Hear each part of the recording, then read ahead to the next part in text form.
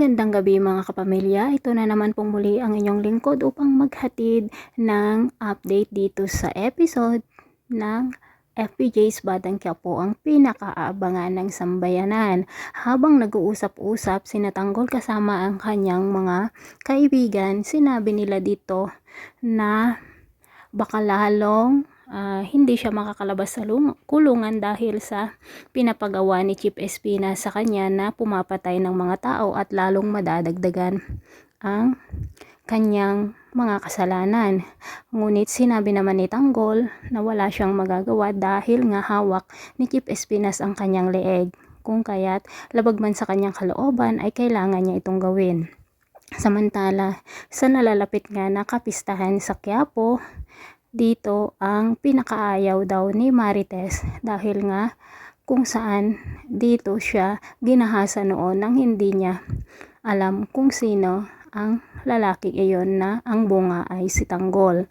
Samantala, ang alam naman ni Rigor ay patay na si Ramon Montenegro na kung saan ay siya ang pinaghihinalaang ama ni Tanggol na hindi nila alam na ito pala ay naging asawa ni Mokang.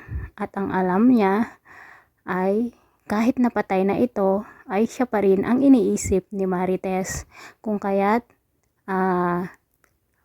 napakakitid din ang pag-iisip nitong si Rigor. Samantala, habang kumakain nga sila Mokang sa hapagkainan kasama ang kanyang pamilya, pati na rin si Ramon at Don Julio, napag-usapan nga nila ang nalalapit na piyesta sa Quiapo, kung kaya't sinabi ni Mokang na gusto niyang dumalo doon para sa ganun nga ay makita naman ang kanilang mga kaibigan.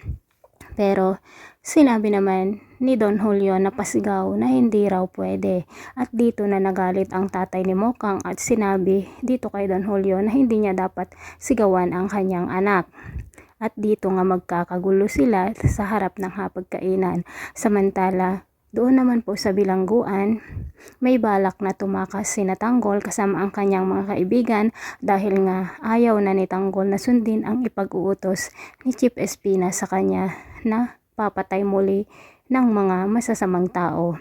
Ngunit malalaman nito ng mga warden, lalo na si Balatukan, kung kaya't gagawa po ito ng paraan at sasabihin niya kay Chief Espinas ang balak nila Tanggol na pagtakas sa bilangguan. Abangan po natin ang mga susunod pang kapanapanabik na ganap dito sa FPJ's Batang Quiapo. Maraming salamat po sa panonood.